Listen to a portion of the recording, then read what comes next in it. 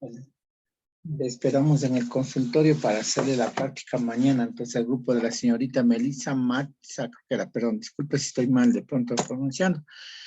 Entonces, considero y espero su puntualidad.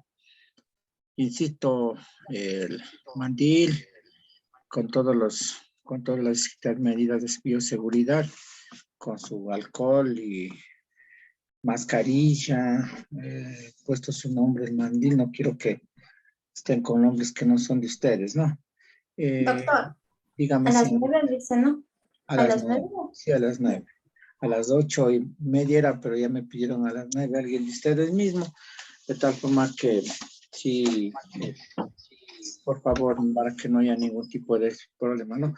Bueno, estamos en el mismo librito que les había compartido la vez anterior y estamos en la página 50, por si acaso.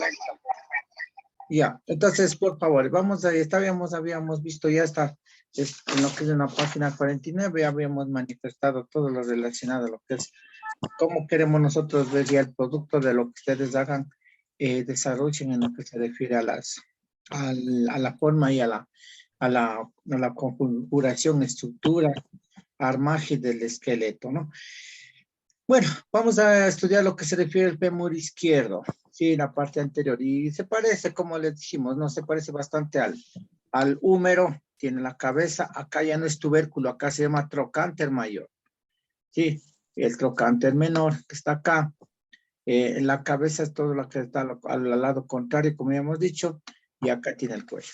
Se parece bastante, y lo que les había comentado, ¿no? Tiene cabeza, cuerpo y tróclea, las partes generales de un hueso largo. Sí. Una particularidad que no debemos descuidar. Recuerden que en el húmero había una estructura aquí en la parte de la tróclea, que era una especie como de agujero que se llamaba la fosa olecraniana o radial, o intercondila también, pero acá no hay. Es la forma de identificar cuál es el fémur y el húmero. Otra cosa, el fémur es completamente más grande y más macizo, un poquito más ancho incluso, ya que el húmero. De hecho, es el hueso más largo del organismo. En el humano viene a ser el más grande incluso. Entonces, eso es muy importante de que nosotros tomemos en cuenta ese tipo de diferencia entre lo uno y lo otro para que no haya confusiones. Ya, entonces, si nosotros vemos de la vista posterior, es decir, por la parte de atrás, vamos a encontrar que el fémur tiene las estructuras entre el trocánter mayor que habíamos dicho. Sí, el trocánter mayor no es el tubérculo mayor es en el húmero, pero en cambio acá es el trocánter mayor. Tenemos la fosa cefálica. En la cabeza del fémur, encontramos en la estructura, en la parte superior, encontramos una especie de agujero. Y este agujerito es natural, ¿no? No es que nadie ha hecho con un taladro, ni le han hecho eso. Vamos a ver mañana en la práctica con el grupo número 1, que, bueno, por lo que van a asistir, ¿no? Porque nadie hemos hecho ya alguna diferenciación. Entonces, pero por ejemplo, ahí vamos a ver, en vida se une prácticamente un ligamento, que es el ligamento femoral, en la cabeza del fémur. Entonces, este aquí está unido al acetábulo. Y difícilmente en vida se puede romper. Alguna ocasión yo tuve la oportunidad de observar un perrito, por ejemplo, en un pincher pequeño. Por favor, temen silenciando los audios. Bueno, entonces, en este caso, se había roto este ligamento que está en la parte interna. Y el perrito caminaba 2 o 3 pasitos y alzaba la patita. Y entonces se hizo una radiografía y todo y se observó que no tenía prácticamente este ligamento y tocó hacer una cirugía, que a Dios gracias todo salió bien en lo posterior. Normalmente esto querer volver a unirle es imposible. Lo que es la cirugía consiste en prácticamente con los músculos que están alrededor. Todos esos músculos están así en esa ubicación, lo que se refiere a los músculos de ahí, de este espacio que forman el triángulo femoral que vamos a ver, hemos de ver en miología. Estos músculos son los que hay que reforzar y prácticamente estos evitan de que nuevamente se desprenda la cabeza del fémur del acetábulo. Tenemos entonces la fosa, el trocánter mayor, la fosa trocanteria, ¿no? Que está entre los trocánteres, ¿sí? Miren, aquí tenemos este espacio, el trocánter menor que habíamos identificado, la cresta intertrocanteria, que está aquí prácticamente en la parte junto al cuello del fémur. Bajamos y encontramos el tercer trocánter. Recuerden que aquí prácticamente en la parte muy inferior encontramos el tercer trocánter. Hay el trocánter mayor, trocánter menor y tercer trocánter. En pocas, trocánter 1, trocánter 2 y trocánter 3. Luego bajamos con estos bordes, tanto el interno como el externo. Esto estamos viendo en la parte posterior, insisto. Y encontramos la superficie rugosa. Aquí vamos a toparnos con la manito, con la yema del dedo. Vamos a darnos cuenta de que este espacio es como una rugosidad tal cual como lo dice. Consiste en que en vida debe haber existido una inserción o nacimiento de músculos. Por eso tiene esta estructura. En la parte distal, todo esto prácticamente viene a ser la tróclea, ¿no? Entonces ahí encontramos los cóndilos, ¿ya? Entonces en la tróclea, todas estas partes tróclea, recuerden que es cabeza, cuerpo y tróclea, todo el hueso largo. Y entonces si ya vamos un poco más profundo, vamos a encontrar la tuberosidad de supracondilias interna y externa. Miren, empezamos desde el cóndilo interno o cóndilo externo. Todos estos son los cóndilos, ¿no? Este es el cóndilo, todos estos dos son cóndilos. Y entre los dos encontramos a la fosa intercóndilo. Sí. Luego tenemos al epicóndilo. Sobre el cóndilo están los epicóndilos, que son un tipo de huesos sesamoides. Sí, sí, junto a los huesos sesamoides encontramos aquí los epicóndilos. Y lo que está más arribita prácticamente son las tuberosidades supracondilias, tanto internas como externas. Sí, ahí encontramos también a más de esta la superficie poplitea, que es donde va a estar un músculo que se llama el popliteo. Bueno, luego encontramos en la página, ya estamos en la página 51 para que tengamos como referencia y de pronto para que no vayan a creer que nos estamos saliendo del contexto, ¿no? Encontramos en la página 52, encontramos los referentes ya a la tibia y al peroné. Mucho ojo, ya habíamos manifestado. En el perrito son dos huesos diferentes. Y en otras especies, en anatomía 2, insisto, hemos de notar en la anatomía comparada que prácticamente esto se fusiona. Al menos en el equino, incluso solo debes un vestigio, como que en la tibia estuviera una especie de rugosidad salida, y eso ya viene a ser el peroné. Bueno, entonces aquí encontramos la eminencia. A ver, encontramos primero el área intercondilia, la eminencia intercondilia, el cóndilo interno. Mucho ojo, cóndilo interno y cóndilo externo. Miren que estos se vienen a fusionar con ¿cuál? Con el área de la área articular del fémur. Entonces, de igual forma, así como hay cóndilo interno y cóndilo externo en el fémur, igual vamos a encontrar en la tibia. Encontramos la tuberosidad tibial, lógico, tuberosidad tibial en la tibia, ¿no? El borde craneal, ¿sí? Es decir, este borde está prácticamente en contacto o con la cabeza. Encontramos también lo que se refiere al malleolo interno. Sí, malleolo interno. Miren, ahora encontramos en lo que se refiere al peroné. El peroné, que es un hueso largo, pero súper delgadito, súper delgado. Y en cambio, nosotros encontramos el malleolo externo. Mucho ojo, es como que se tratara de un solo hueso entre los dos.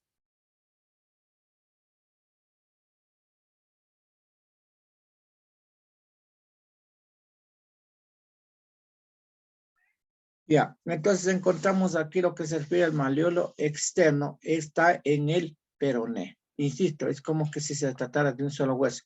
Malleolo interno, malleolo externo. Una particularidad, en la tibia vamos a encontrar que igual tiene una especie como de sobresalido en el malleolo, bajo la parte distal del malleolo interno, encontramos una especie como de estiloides, ¿no? Como de estilete. Ya, igual, la misma cosa, pero visto desde atrás. En la vista posterior, encontramos la misma cosa, cóndilo interno, cóndilo externo. Insisto, Este está en articulación con el fémur. Por eso es que le llaman todo ese tipo de nomenclatura. Encontramos aquí la tibia y este es el peroné. Ya, una vez más. Y encontramos el malleolo interno y el malleolo externo. ¿Sí?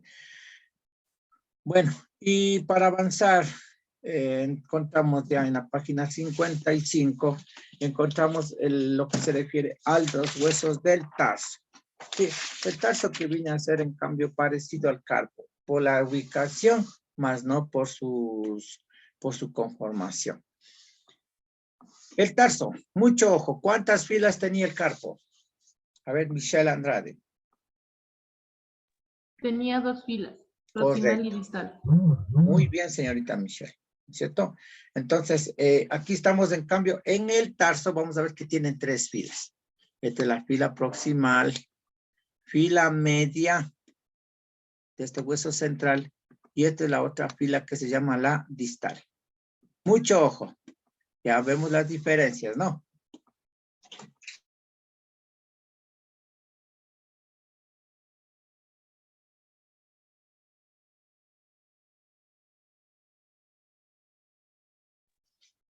Ya, nuevamente, en el tarso, tienen 3 filas, ¿no? Tienen 3 filas prácticamente, 3 filas en el tarso versus en el carpo que teníamos solo 2. Mucho ojo, ¿no? Entonces, en la fila proximal está el calcáneo y el astrágalo. No se me asusten con los términos. A pesar que aquí está todo, en el libro está todo. Por eso es que me gustaría, preferible, si es que pueden, imprimir. Sí. Entonces, en este sentido hay que tomar en cuenta prácticamente en lo que se refiere tanto en todo lo que se refiere en caninos, en bovinos, en equinos, todos encontramos, ¿no? Entonces, esta es la fila proximal. Tenemos a la tuberosidad calcánea, este es el calcáneo, sí, este es el hueso, todo este es el más grande, este es el calcáneo y este otro se llama el astrágalo, sí, y el hueso central. Otra cuestión. El calcáneo prácticamente donde que va a confluir en el humano también existe el mismo nombre.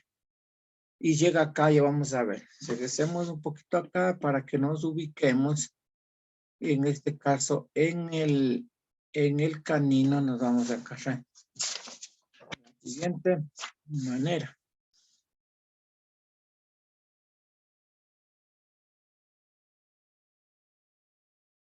Ya. Entonces, entonces, este es el calcáneo. Miren, muchachos. Este huesito que está aquí, que le voy a pintarle todo. Este hueso es el calcáneo.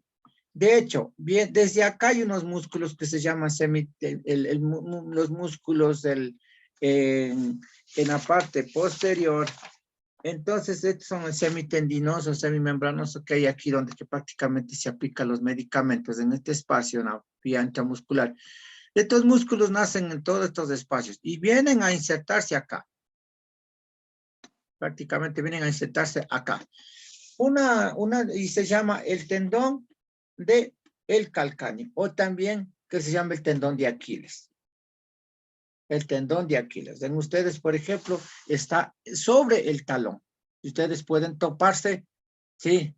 Entonces, toda esa estructura, cuidado, se llama el tendón de Aquiles. Entonces, por ejemplo, en este caso, en deportistas de alto rendimiento, a veces se sufren accidentes y se rompen este tendón. Entonces, este es el área, ¿no? De inserción. En los perritos, en los animales, prácticamente está súper arriba, como ustedes podrán observar. Sí, entonces, este es el calcáneo, una vez más. En este caso, aquí sí sirve de inserción para músculos y va a ayudar en el impulso, en el trotar, en el correr, en el galope. Y siempre manifiesto esto, ¿no? En algunos caballitos, por ejemplo, cuando se rompe esto, algunos incluso practican eutanasia a los animales. Pobrecito, con qué dolor hay que decir eso, porque prácticamente los animalitos como que quedan inservibles. Sí, no pueden caminar, no pueden trotar, no pueden galopar, Entonces, lo que siempre algunos le hacen eutanasia porque los animalitos quedan inválidos, ¿no? Entonces, eso es en términos generales lo que se refiere al tarso. Y volvamos a la página 55 donde estamos analizando a este huesito que sobresale del resto, ¿no? Y este es el que prácticamente va a recibir la inserción de algunos músculos. Por tal motivo es muy importante. Deportistas de alto rendimiento, jugadores profesionales, incluso cuando se han roto este tipo de tendón que es en esta área, algunos incluso no pueden recuperarse. Así que por eso hay que tener cuidado ustedes si por a veces circunstancias se dedican a practicar algún deporte de alto rendimiento, es importante de preferible hacer calentamiento y todas esas cosas, ¿no? Aquí, en este espacio donde que se van a insertar, este es que está sobresalido, muchachos, y eso vamos a diferenciar en la práctica, cómo debe quedar. De hecho, queda como, ya vieron, como sobresalido, un huesito como que hubiese sufrido alguna fractura. No, es así natural. Este calcáneo está formado por una tuberosidad y la apófisis menor del calcáneo o el ostentaculum, el sustentaculum tali. Sí, así se llama esto. Es una área muy bien desarrollada. Este es un área articular que donde el animalito prácticamente, insisto, va a caminar, va a trotar.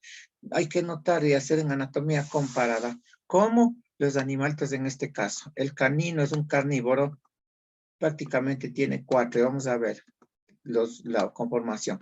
Pero quiero recapitular en este sentido las 4 deditos o metacarpos que tienen, versus en el caballo, en la vaca, en los ovinos, en caprinos, tienen solo 1 o 2, que prácticamente estos están atrofiados y hacia los lados se observa la presencia de otros, de los otros metacarpianos, pero está atrofiado. Eso hemos de ver en anatomía comparada. De todas formas, aquí no es por demás indicarles. Hemos escogido al canino porque es el que más se parece incluso al humano. A pesar que hay otros animales, por ejemplo, los sapiens, por ejemplo, los monitos, pero ¿qué vamos a estar haciendo? Es un absurdo que yo les diga, ustedes vayan y hagan armen el esqueleto de un monito, es prácticamente estuviéramos comentando a lo que se refiere a animales que están en peligro de extinción. Bueno, entonces este es el calcáneo. Luego tenemos al astrágalo, ese nombrecito, ¿no? Nada fácil. Primera vez escuchando, de pronto difícil, pero luego tenemos que acostumbrarnos. Estos son prácticamente, tienen la trocra, es decir, el lugar donde hacen bastante, se articula con cuál. Articulaban acá con la tibia y el peroné, no se olviden. La tibia y el peroné estaba aquí. Entonces este astrágalo, estos dos conforman la fila proximal del tarso. Tenemos una tercera fila o fila media, perdón, una segunda fila o fila media, que se llama el hueso central del tarso. Sí, el hueso central del tarso. Y la fila distal, igual que en el carpo. Tienen 1, 2, 3 y 4, o primero, segundo, tercero y cuarto. Hasta ahí se parecen los huesos de la fila distal con la tercera fila, entre tanto en el carpo como el tarso. En el carpo era primera, segunda, tercera y cuarta, la fila distal. Acá en el tarso viene a ser la tercera fila. Primera, segunda, tercera y cuarta. Es decir, son 4 huesitos de la fila distal. En definitiva, Evelyn, Chango, ¿cuántos huesos tiene el tarso?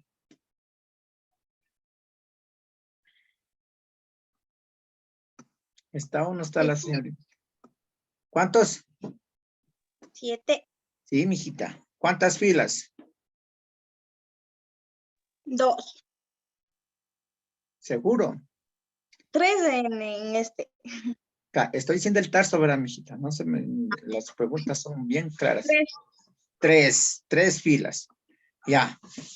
Entonces, si yo les hago una pregunta, ¿cuántos huesos tiene el tarso? La respuesta es 7.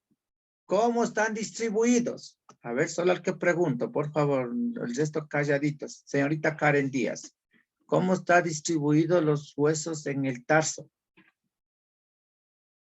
Y de paso voy viendo quién está y quién no está en clases. Por ejemplo. Fila proximal son 3 y distal son 4. No, mijita. ¿Cuántas filas existen en el tarso, Karen? Si puede, active la cámara. 2 filas. No. A ver, El carpo tiene 2. El tarso, 3. Correcto, 3. A ver, repito una vez más.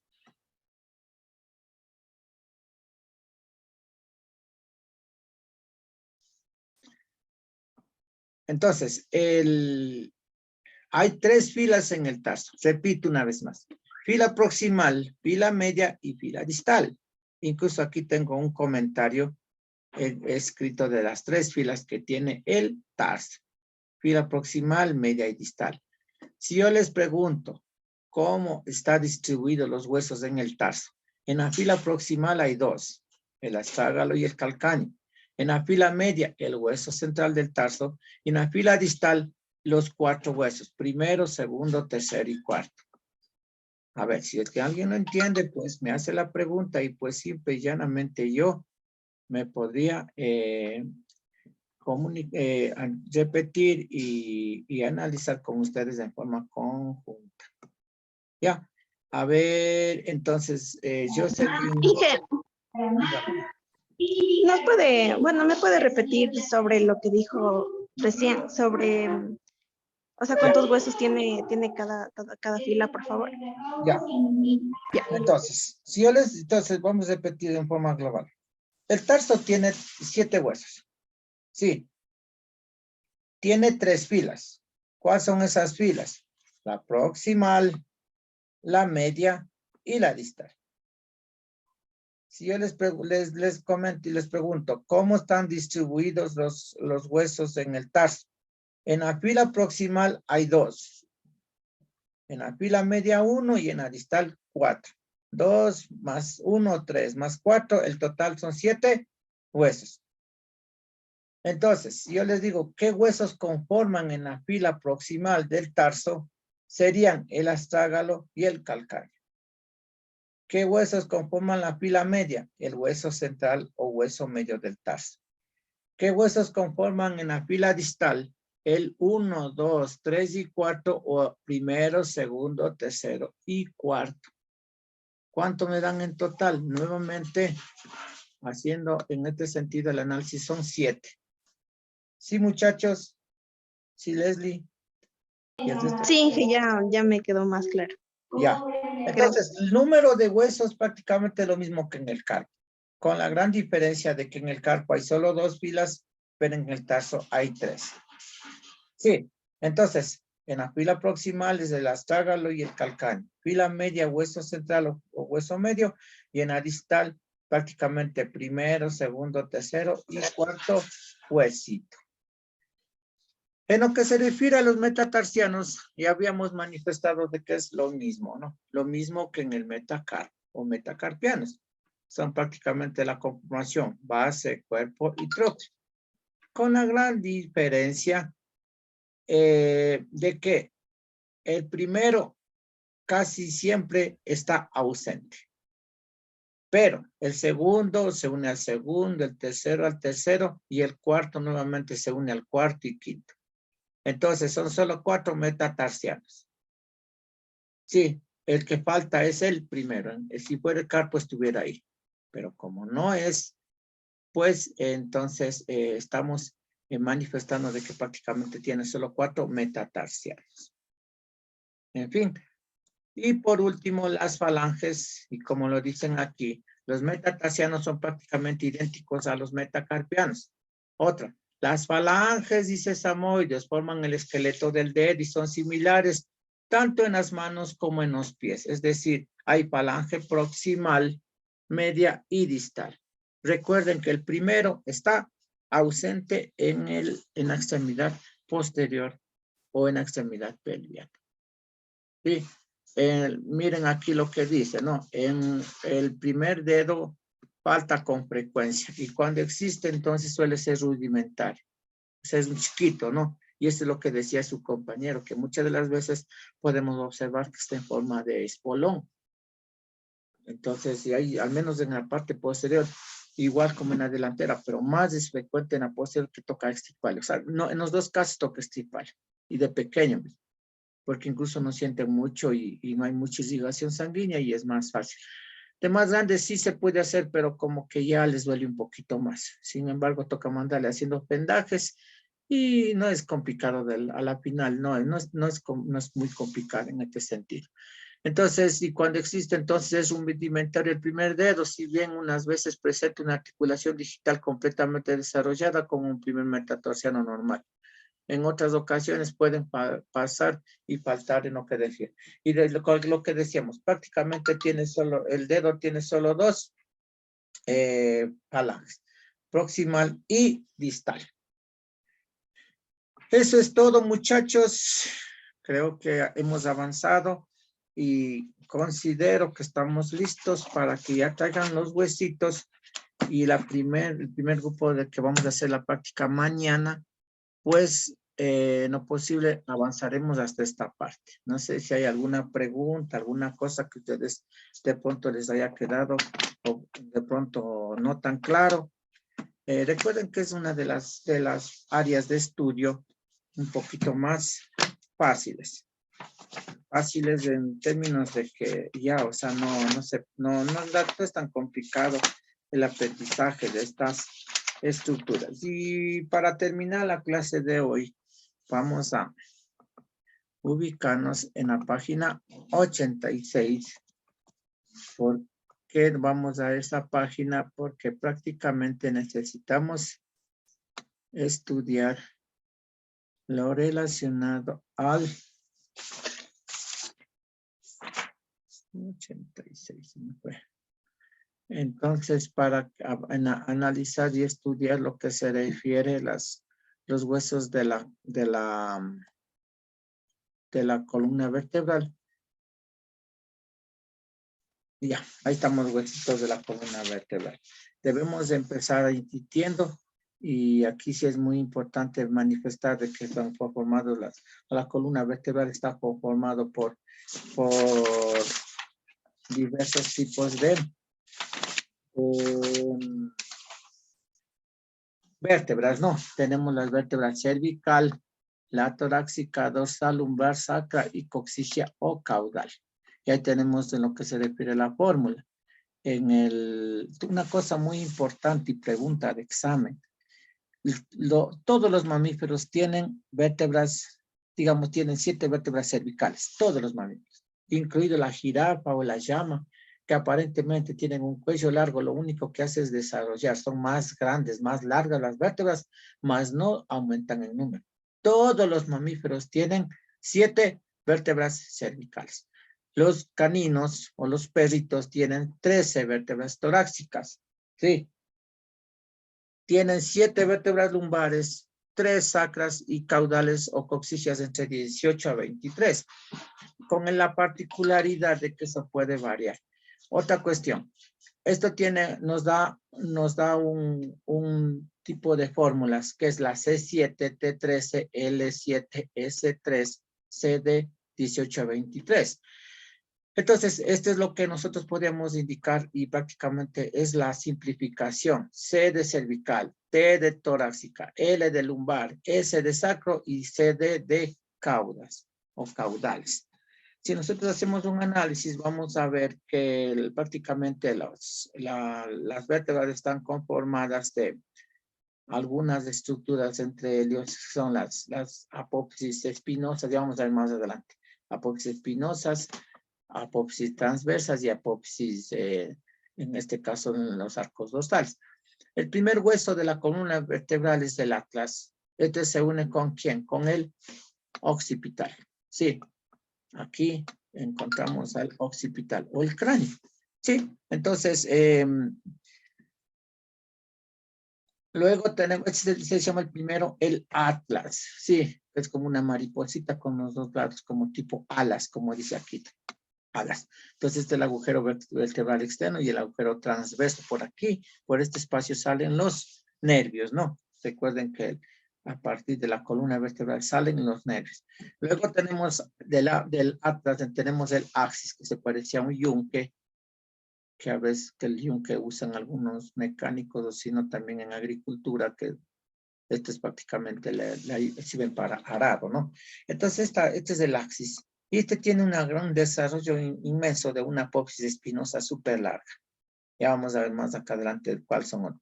El apófisis odontoides, que es como un diente que entra en donde. Acá se supone, acá está el atlas, ¿no?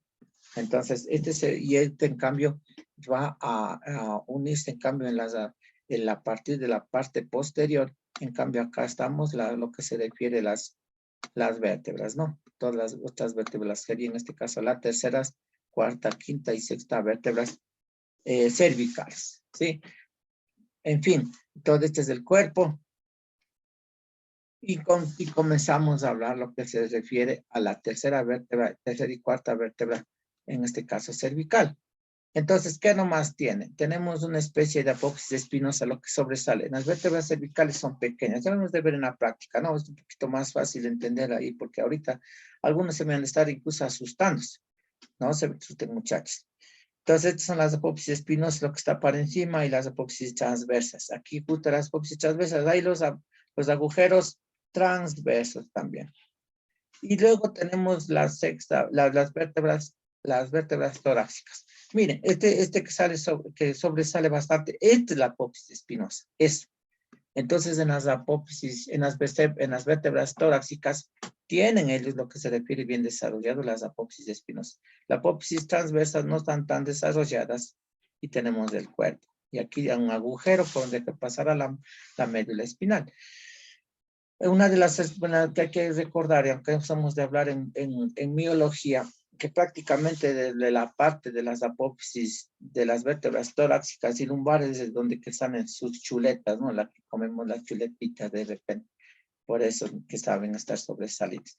Aquí tenemos en cambio, miren, mientras en las apófisis espinosas, perdón, en las vértebras espinosas, las apófisis, en las vértebras torácicas, está desarrollado la apófisis espinosa.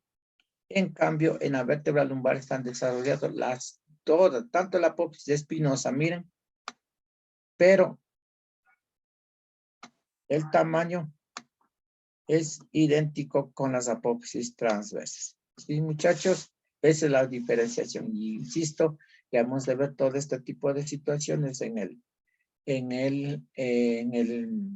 la práctica. Tenemos un huesito muy particular, que es la fusión, digo un hueso, que es la fusión de 3 huesos. Es el sacro. Fusión de 3 huesos sacros. Sí, ya que estamos viendo en la parte ventral, es decir, para hacia abajo. Yo le sé comparar como un elefantito, como que parece que dice aquí alas, pues son como orejitas y acá tiene los ojitos y como una trompita. Entonces, normalmente eso es lo que nosotros encontramos. Mira que está visto de lado. Este es el sacro. Entonces son fusión de 3. En la cresta está fusión de 3 vértebras sacras. Ahí estamos. 1, 2 y 3. Entonces, esos van a estar unidos aquí al hueso coxal. Y por último tenemos unas vértebras pequeñitas, que las primeras tienen agujeros y las últimas no tienen nada más que una base sólida, que son las vértebras coxígeas o caudales, que en algunos perritos por estética, entre comillas, se les corta. Sí, ahí por ejemplo tenemos racitas como Cocker, French, Rottweiler, Schnauzer, etcétera, que se les corta por estética. Digo entre comillas porque nosotros no podemos descontar la naturaleza. Solo hay una raza de perros que es la bulldog inglés y el bulldog francés que nacen sin cola, hablando de perros. El resto no se debería ni toparles. No respetamos a la naturaleza nosotros. Aquí encontramos a la parte superior, la que está unido a las vértebras torácicas, son las costillas, ¿no? Miren, la costilla. Y estas en la base ventral, en la parte ventral, están unidos por todo este espacio se llama el esternón. En el esternón encontramos el manubrio en la parte proximal y en la distal el cartílago cifoide. Una pregunta de examen y todo. ¿Qué forman el arco costal? Forman el 10, el 11 y 12 costillas. Estos forman el arco costal. Miren. Ya, 10, 11 y 12. Y tomar una referencia de que en cambio la 13ª o la 13ª costilla es una costilla flotante, pilas con esta terminología, ¿no? Entonces la costilla 13ª es costilla flotante o 13ª. Y la 10, 11 y 12 forman el arco costal. Bueno, creo que hasta ahí esto hemos analizado, hemos visto. Por favor, todos los muchachos que faltan tengan la bondad de registrar su asistencia. Hemos avanzado todo lo que es osteología y con esto tenemos las bases como para ir formando el esqueleto. No sé si hay alguna pregunta, muchachos y muchachas. Insisten en algo, no quiero que de repente se me vayan a asustar. Para nada, estamos dando las cosas básicas. No queremos de pronto que vayan a tener algún tipo de temor ni cosa por el estilo. El producto de esto será esto, muchachos. ¿Sí ven?